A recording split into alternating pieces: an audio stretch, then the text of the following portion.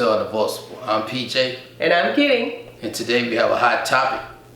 And I'm glad you guys are joining us today. So the topic today is, what makes people continue to stay in a relationship when they know it's over? What makes people continue to stay in a relationship, Kitty, when they know it is over? Not over.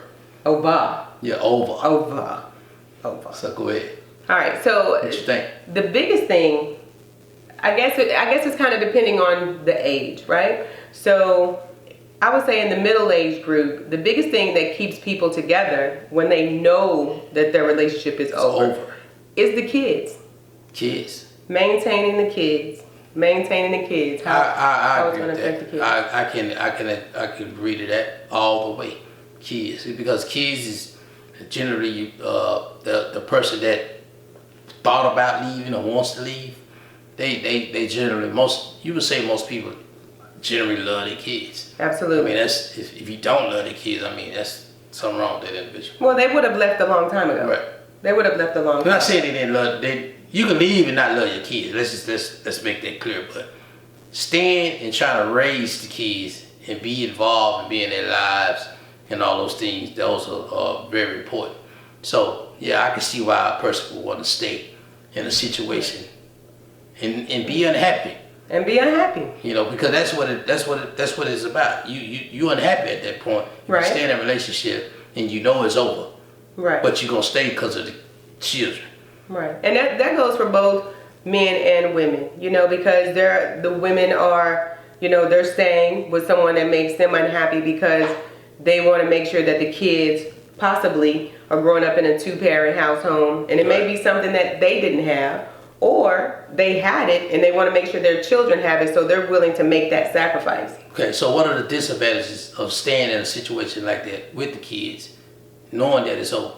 The biggest disadvantage of that, and you know, we spoke to my friend who is a huge psychologist here in Dallas-Fort Worth area, and her number will be down in the bottom for anyone who's in these type of situations.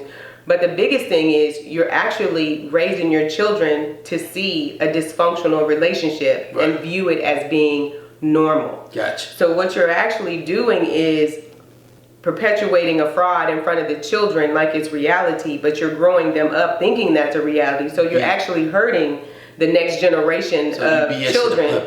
Exactly. But you're hurting the next generation of child to help them understand what a productive, loving relationship actually looks like. Right, because you know they see the separatism in their household. Exactly. They see the lack of love between the two. Absolutely. The husband and the wife. Right, because it's really over, so they're not seeing hugs, they're not seeing kindness between two individuals, they're not seeing the admiration that should be there in a relationship. They're seeing a lot of separate but inclusive, because everyone is in the house and everybody's included in the movements of the house, but they're not seeing the love and the joy that should be there between a couple raising children. So kids are huge. There's a lot of homes that's living in that situation right now. And I'm not saying it's just for the women too. I'm saying there's plenty of men out there who want to raise their children because they don't necessarily love the wife, or they see some type of lack in her and they feel like, you know, she's not going to raise the children properly on her own. So let me stay so that I can make sure that my kids are getting what they need. Gotcha. Make sure that they do have someone who's really caring for them and those kind of things, because you have men that are nurturers as well that want to be there for their kids and that stay longer, you know. That's true. And then there are times where, you know, these couples, they may be in the same house, but they're living in separate bedrooms. Yeah. You know, and the kids are seeing all of this. You know what I'm saying? They're seeing. Thinking it's normal. We go with mom on this time, we go somewhere with dad on this time, and there's not really anything that they do together. Or if they do go somewhere together, the adults aren't really communicating with one another. Gotcha. They're pretty much speaking to the kids when they're out on these outings and things like that. So the kids are growing up thinking this is what normal relationships look like. So then when they grow up, then they get in their own relationships. And they get in their own relationships. Oh. Now they're bringing that same toxicity to someone else's child. Right. Do you know what I'm saying? Exactly. Who was raised another way, who may not understand why you think like that, you know, and then it becomes another generation of conversations and another generation of, it just keeps going. It keeps the cycle going. It keeps the cycle going. So what else, other than the children, what else keeps people together when they know that it is over? Materialistic things, like the house. Yeah. You know, one person don't want to leave the house because generally, if you've been in the house 15, 20 years, and now all of a sudden you got to move out, go get another house or get an apartment, the rent that went up. The houses are more higher now. The value of a house is more higher now. So financially wise, that'll keep a person there. You know what I mean? Because if I'm paying $700 on a mortgage, right, and if I move out and that apartment, 1-bedroom apartment is $1,500, I mean that's double what I'm paying right now. And then, you know, when you're both in the house, I mean, somebody is probably more of a heavy with the bill, or even if you're splitting the bills in the house 50-50, you're still keeping more of your earned income, or you can go do what you want to do. I don't care that he's over there, or I don't care that she's over there, you know. But we just split these bills, and it's a money situation. Yes. And I still can go do what I want to do over here, you know, while I'm keeping more of my money. But if I go get my own apartment, now I got to come off all this extra money. Yes, I'm fully responsible for everything. You will have peace.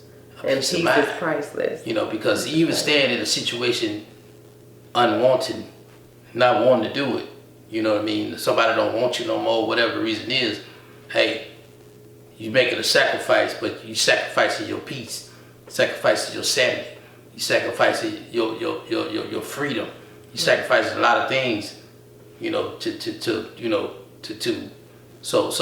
you know, you sacrificing all those things just to stay in a situation that you're not happy with. Mainly it's your happiness at the end of the day. Right. So, I mean, I don't think it's ever a good situation to be in when you're not happy. I mean, but that's hindsight 2020 too. Because while you're in the thick of that, you're thinking about all these things. And what happens if you make this choice? What happens if you make that choice? You know? So there's a lot of people living in there right now in their own homes where they really can't really see a way out because they're so concerned about these other things. Now, whether outside people looking in feel like it's rational or not, it's still how people are living. Right. And I would say nowadays, the third thing that I would say is really keeping people together that when they know it's over is social media. People are so addicted to what they think people are going to say about their lives that they are bullshitting the public on social media every day. Think what they say. Exactly. Not like, me. as long as you stay in the house. As long as you stay in the house. But guess what? You ain't gonna say it to me though. That's the crazy thing about it. They gonna talk all they go on social media. But then as soon as they see me, they ain't gonna say one word. Not one word? Not one word. Bet not. Everybody gangsters on the cell. Everybody gangsters on the phone. Everybody gangsters on the thing. Real life, nothing. But the thing about it is, all they want is the show. You know stuff ain't right in the house. You know things aren't being done, but you don't want people to know about it. You want to keep bullshitting the public. You want to keep that a secret. You want to keep that down in here so you can post the teamwork, make the dream work pictures. So you can keep your homegirls thinking that, oh, I got the best marriage, or you not let your homeboys know that your house ain't what it's supposed to be, that, you know what I'm saying? Like you having this discourse with your wife, you know, you don't want none of that. You just want to post a picture here and there at a restaurant. You just want to be able to put little things out there because you want people to think that you have this envious situation in your house. Right. So you just will stay put. Appearance of a marvelous household. And the appearance. And it's trash on the inside. And it's trash on the inside. And it's trash on the inside. Well, hopefully your house is not trash on the inside. So we have discussed the numerous of things. Hopefully you guys can, you know, not be in those situations. And if you see yourself in that situation, hopefully you can see your way out of it one day.